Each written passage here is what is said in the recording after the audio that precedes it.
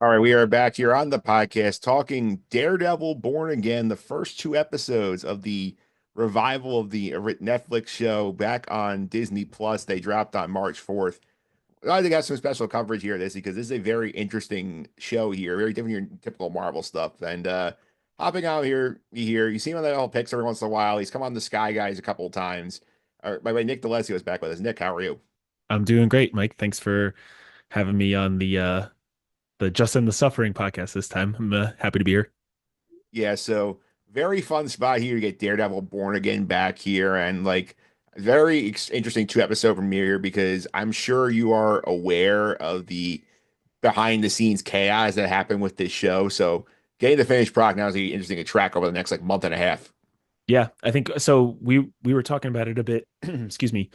Where you had mentioned that the first episode was the last one that they did, Yeah, and yeah, that CGI him flying around in the beginning, a little rough. It was a yeah, little rough. And that makes sense knowing that like if that's the last thing they did, they probably didn't have enough time to polish it. give it as much time in the oven as they wanted to. But that aside, I'm very happy with the way this is starting so far. Yeah, so just so everybody knows the story of Daredevil Born Again, like after like they bring back the characters, they bring back Matt Murdock and Spider-Man No Way Home, they bring Wilson Fisk back and Hawkeye, he showed up again in Echo. They had this whole idea. We're gonna do a new Daredevil series supposed to be originally an 18 episode season, and the whole idea. And then they start shooting it, they do the first six. They're not very happy with the product. Marvel's not happy. I think this is right when the writer's strike occurs, and like I believe Charlie Cox and Vincent D'Onofrio went to Feige during the writer's strike and said, "This is not working. We need to fix this." And at the time, Nick, I don't know if you were aware, this is sort of like they sort of envisioned more sort of a procedural and not really, like doing too much. I think the infamous rumor was that Daredevil's suit was not going to show up till episode four in the original version of this.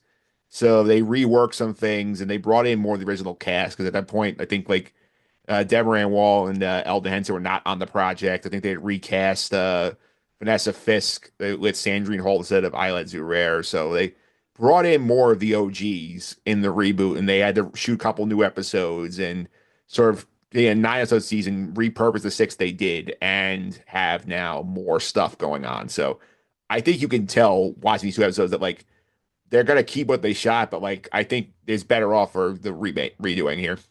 Yeah, I think so. Especially with all of that context going into it. I think you know, a lot of people watched that Netflix one. So I think it's good to you want those people to come back and watch this too, especially the state that Marvel's been in lately with their TV shows. It's been very Hit or miss. hit or miss. So to bring in the original cast back to have them like take a step back and be like, we don't like this. We're gonna make it right. I think is the right way to go. And you can kind of you I feel like you can kind of tell in the first two episodes they I think they captured the feel of it. I don't think it's necessarily like as intense or as dark or as gritty or as maybe not even as good as like season one of the Netflix show, but clearly they captured the feel and you could tell they wanted to. Yeah, as you could tell, like in like especially at the first like few minutes of the first episode when you see the original trio together, like it's literally like they have never left the show. I've been doing it for like the entire time. Whereas like when we get past that and we see some of the stuff they already shot, when Matt's with his new crew of characters and Wilson Fisk is with his new crew of characters, like it's like you can see the chemistry's not really there yet, especially on the Murdoch side.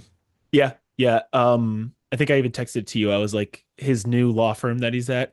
I'm like, this kind of just feels like discount, um, foggy and discount. Like, it it definitely was good seeing the original cast together because yeah, like it's almost like it's like it feels like no time has passed at all. You're like, oh yeah, this is how they would interact with each other. So if you didn't have that and it was just the new cast with Matt, it like wouldn't have felt right.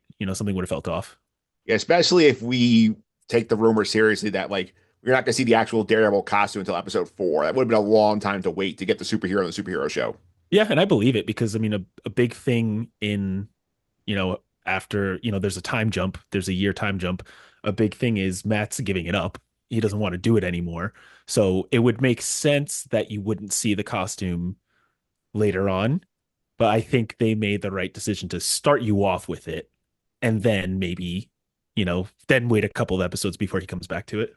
Yeah, I think we've talked around it enough. I think we can get to the spoiler from the premiere, which is the decision to kill Foggy off here, and he basically gets killed by Bullseye, who's Wilson Bethel's back from season 3 of the Daredevil Netflix show. He's here. He has sets a trap for Matt where like he basically Foggy has a witness at his apartment, and Matt runs off as Daredevil's like, "Oh, I'm going to save the witness," and the witness he's listening to Foggy the whole time in the background, like with his super hearing, and realizes, "Oh wait, this is a trap." Like he wanted to separate Foggy, so Bullseye shoots Foggy. They have this big epic fight, which is ends with a one take here.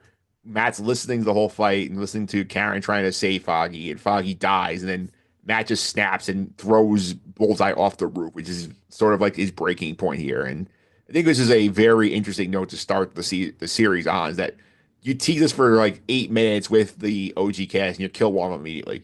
Yeah, and you know what? I didn't fully know the full story of the production issues going into it. So like I didn't find that until after I'd watched the show. So I'm thinking like, the gang's back together. Here's like classic Foggy, hitting on a lawyer that's way above his league. Here's classic everybody. And then like I was actually shocked by it. Like Foggy gets shot and I was like, he's not gonna die though. Matt's fighting, but he's listening. He knows. I'm like, Foggy's gonna be fine. And then Foggy's heart stops beating, and I was like, oh, okay. I texted you the moment that it happened. And I was like, so they're doing this, huh? Like Yeah, this is where they're going. And then yeah, and then Matt throwing the guy off the roof. I was like, oh boy, yeah, that's I mean, obviously he um Bullseye survives. yes. And when that happened, I was thinking, oh, Matt probably calculated that. He probably just threw him off because he knew the fall at this direction. But we kind of find out later on, Like he wanted and to kill him. that wasn't he didn't let him live on purpose. That was just he just happened to live. Yeah, he just happened to live here. And if you read some of the interviews with the showrunner after the fact, and they said that Foggy dying was originally in the original version of the show. It happened off screen. But when they brought this back in, they decided to bring it on screen and give it sort of like the shock moment for the audience here to sort of, launch into what we are now seeing as the new Daredevil show. It sort of like explains like why he's given up being a vigilante and why he's no doesn't want to be Daredevil anymore. So I think that was interesting to get that backstory. That's just always in the plans. Yeah, you can't have Foggy die off screen and just start it like a year later with a new law firm. Like it just wouldn't feel right. It would feel like I think the way that they chose to start it now, I think they did it the right way. You because like Foggy's a good character. I like that character, and a huge struggle with him and Matt was him discovering Matt is Daredevil and them trying to navigate that. So to just kill him off screen wouldn't have done the character any justice, I feel like. Yeah, I also want to give a shout out to Charlie Cox, who did say that Foggy is the heartbeat of the MCU. So it was very fitting that they did the heartbeat thing, like when he dies. And like I thought it was a cool use of Matt's powers where like they did a good job sort of using the his ability to super hearing to let you hear like sort of experience how he's hearing the world. But that was a cool thing that they did not do in the Netflix show very well. Yeah, and that's why I was like, oh, Foggy's gonna be fine. Matt's listening to it. If I almost felt like if Matt was concerned, he would be like jumping into Foggy, but then you realize it hits that point where Matt can't do anything about it, and then that was powerful. I like the way that they did that.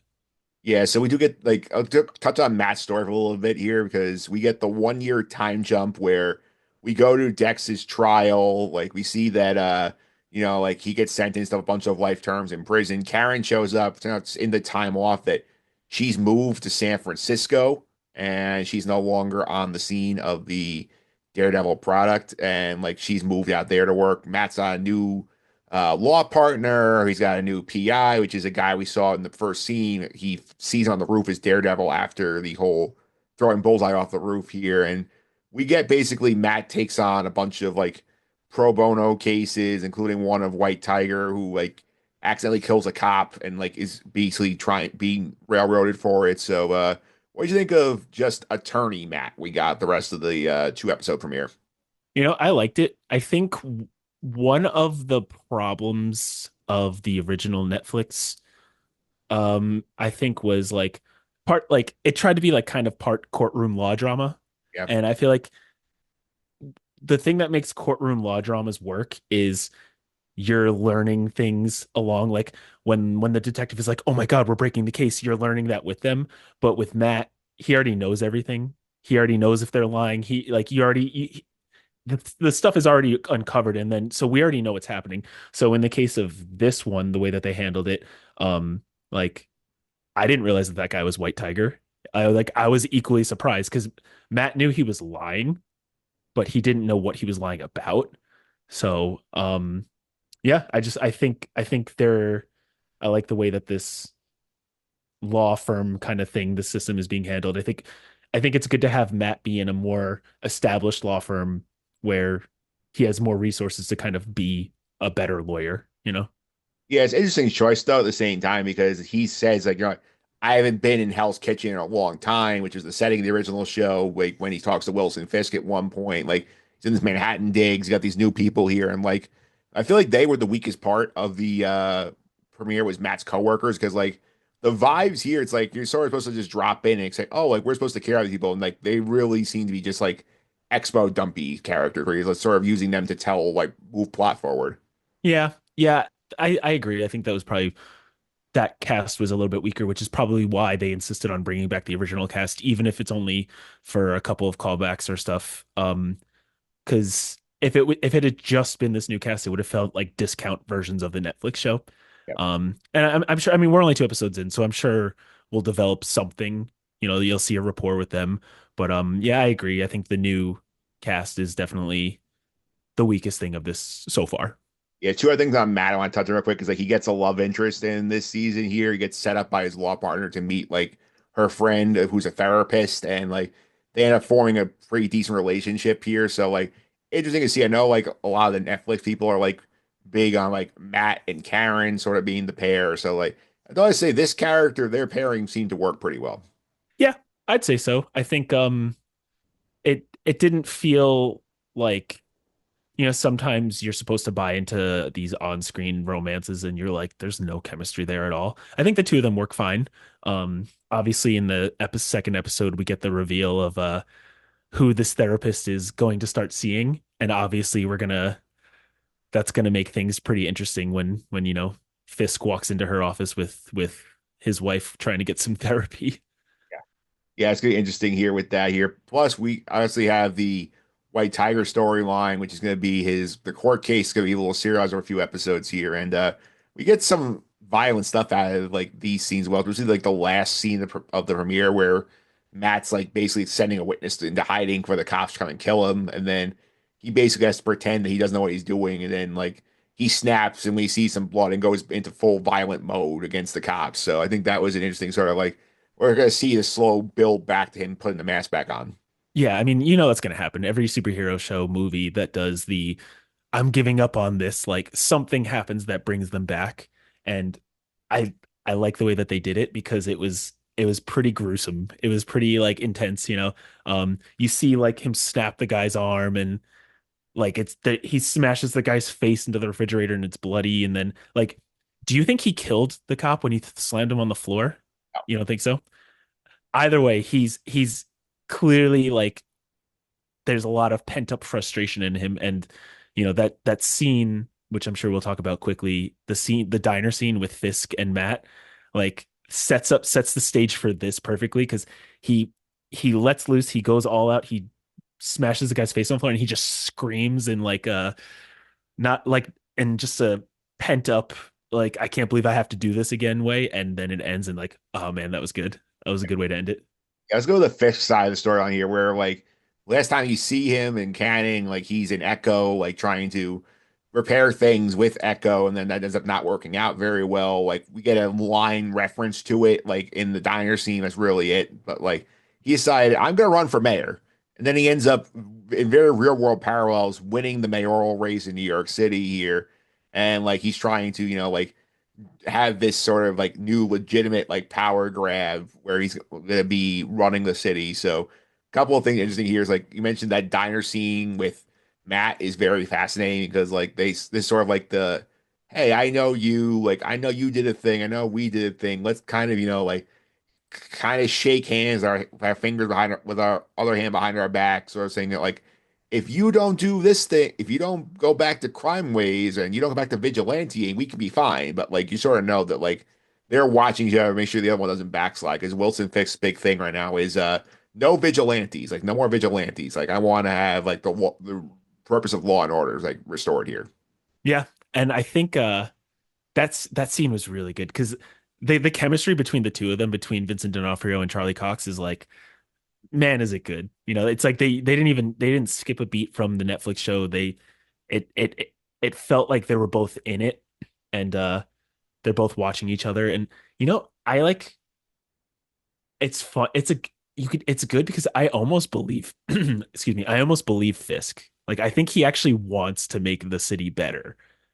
But like you kind of find out when the police commissioner is going to retire. Yeah. Fisk shows the picture of his, I guess that's like his illegitimate child or something, and and he just puts it down while eating the sandwich, and I was just like, oh, nope, he's still Fisk. That doesn't Kingpin doesn't go away. He's still trying to do the right thing, but he's being forced to resort back to his old ways a little bit. Yeah, and it's interesting to see some of these characters he's working with here, like including Michael Gandolfini's in this show as Daniel Brake, who was apparently a very aggressive like volunteer campaign gets 2,000 signatures. Then when Fisk wins the mayor's office, he becomes part of his staff. So like this could be fun. And I think like seeing how he like tries to like I think Fisk sees himself in Daniel Blake Yeah, probably too. And then Daniel Blake, I like the he brings in Ben Urich's daughter. or her niece. Oh, his niece, right, sorry. And then Fisk interacting with her when he's like, "Oh yeah, I knew Ben." And I almost got a little bit of a chill because I was like, "Ooh, he knows Ben real well. He's the one that killed him." Yeah. So that's an interesting development too that I want to see where that goes. Yeah, I like that they gave us Ben Urich's niece in the show, and like she was sort of like the third tangential star, and she's doing like her online like zine reporting thing where she's talking to random New Yorkers. They got like a couple of randos we see a couple of times, like, oh, what do you think about what's happening here? So like it was the weakest of the three storylines, but it's there for a reason. So I'm curious where they go with it. Yeah, yeah. I mean, I'm not sure exactly how it's gonna go, but um her being there is going to have some type of impact, because Fisk says something like, he's like, you're the only one that took me seriously initially. And so like I'm sure he'll move his pawns around and move his pieces around and she'll be involved somehow. Yeah, Fred's for sure here. And also talk about like Fisk's strained relationship with his wife Vanessa, who like we find out like in the time that he was away doing other things, like 'cause she sort of took over the criminal empire and like she's basically running the five families. At one point we see her, she's talking to the tracksuit mafia from Hawkeye, that she's running them. Then Fisk comes in the room and they all sort of like defer to Fisk again. And like you see like the frustration that like she has. And this is the point where you mentioned earlier, like that she and Fisk go to like couples counseling with Heather Glenn, who's Matt's girlfriend. So that's gonna be fascinating to watch also. Yeah, I love the actor. I can't remember her name that plays Mrs. Fisk. Yeah, Um I let I Zurare. I I I love her in this role. I love their dynamic together. I think one of my favorite things from the Netflix show was like their relationship because it was so like interesting, so like the way they feed off of each other, I thought it was done really well. So it's interesting to see now that he's been gone and she took over. Like things aren't great at home, and you don't normally see that in villains. Yeah. Like you don't ever see like the Joker wake up in the morning and eat a nice breakfast and then paint his face and then go harass Batman. You know what I mean? So it's like it's kind of cool to see like behind the scenes what the villains are going through because Fisk is a very complicated, complex person, and this relationship will impact something that happens down the line. Yeah, definitely will here. And I do think that's some fun stuff here. And like you see the shady side of Fist you mentioned when we're talking to the police tries to get the police commissioner on his side, who's played by like that guy like like Gaston, who's like in everything. Yeah. I did like I love seeing that guy and like then like the police commissioner tries to pull the bluff, like, oh, like, you know, like I'm resigning, and like 50% of the cops are going with me, so like it's gonna be a bad look for you. And then Fisk is like eating this Philly cheesesteak. He's like, you know, like I had to drive to Philly for the sandwich, and then we see like in the wrapper, you mentioned like he's got the photo of the commissioner's illegitimate son. Basically says, if you resign, I'll let this out there, like kind of, and sort of force him back on board. Yeah, I liked that scene a lot because it's like up until that point, I kind of believe Fisk. I'm kind of like, I think he's a changed man. I think he actually wants to just make New York City a better place.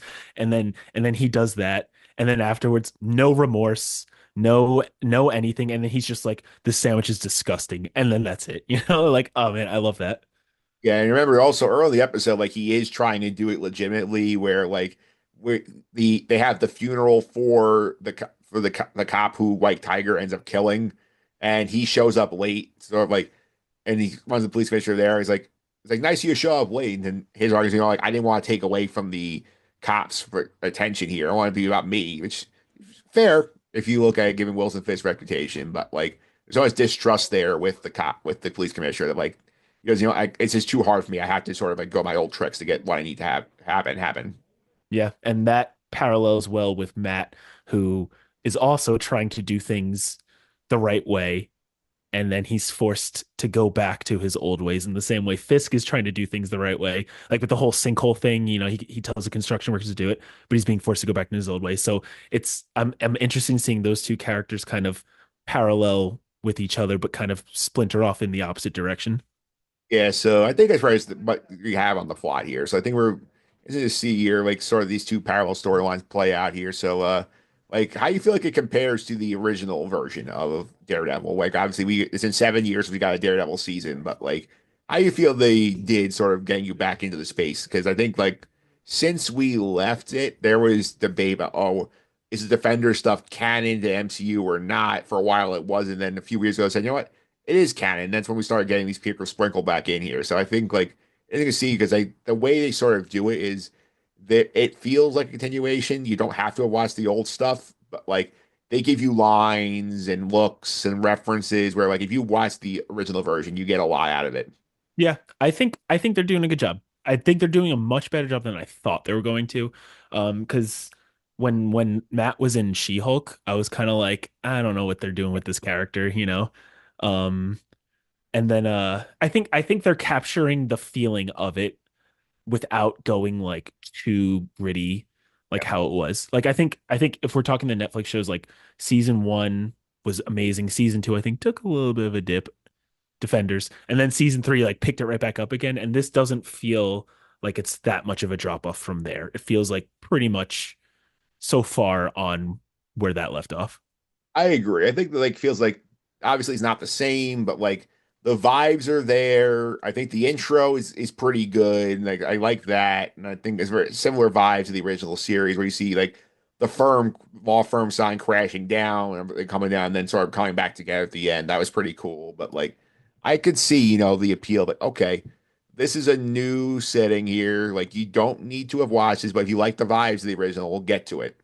Yeah, and I thought it was interesting they chose the name Born Again because a lot of the stuff that happened in the Netflix show was pulled from the Born Again run in the comics, but I think they took the meaning to be more literal, where like he's back and this is happening now. So I'm excited to see where it goes. I think they stuck the landing with the way they started it off, and hopefully they keep that momentum going.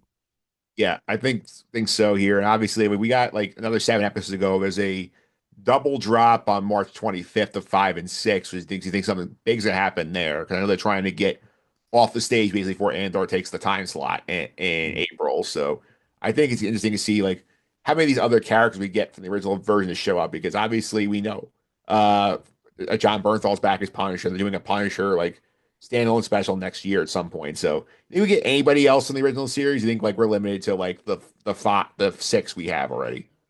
I'm not sure if we're gonna get much more. I was almost wondering like, do we see Jessica Jones? Do we see Luke Cage? Are they gonna get brought back in? Like probably not. I feel like a season 2 kind of thing if you're doing that. Yeah.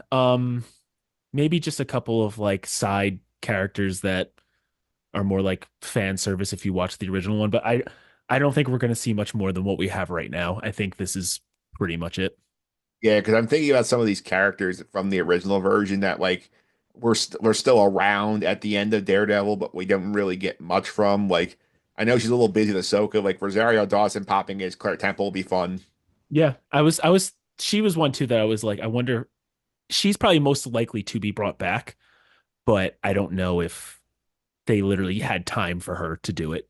Yeah, I think you have that one you could look at here. I know you got a couple like a couple of the side characters. Like I think would be fun to see because I mean like Detective Mahoney. I think from the original show would be fun to pop in see what he's up to. I think Blake Tower, like I think would be fun one. The DA who takes over in season two. I think like stuff like that would be fun to like pop in and have them pop up like oh like even if they're a different episode, they sort of add to the connection between the two shows.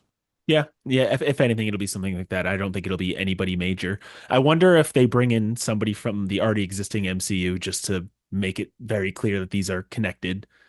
Um, but I guess we'll have to find out. Yeah, I mean I don't think Echo's showing up here based on how they ended the Echo show. Yeah, I wonder. Like, you could probably have like who's in New York City at this time right now? Like, I don't know. I guess you could have somebody bigger from the MCU, but I don't think they will. I think they're just gonna let this season happen, see how it goes, and then maybe you bring Matt into like a movie or something. The only thing I could think of is like maybe somebody in the Spider-Man universe because that's Yeah.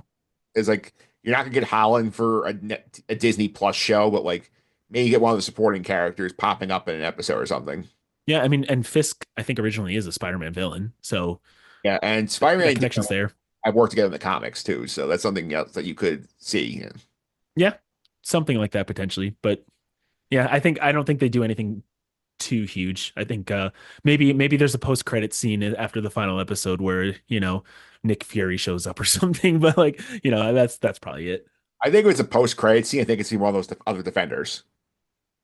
Right. Maybe. I mean, I would like to see Jessica Jones and Luke Cage get brought back. There's a reason why I'm not saying Danny Rand, but Yeah, yeah. Season one of Iron Fist is an unmitigated disaster. Season two was slightly better. yeah, and yeah, it was fine. Yeah, I don't feel like I feel bad for Finn Jones because like he got put in a rough spot there, but like he was the least successful before.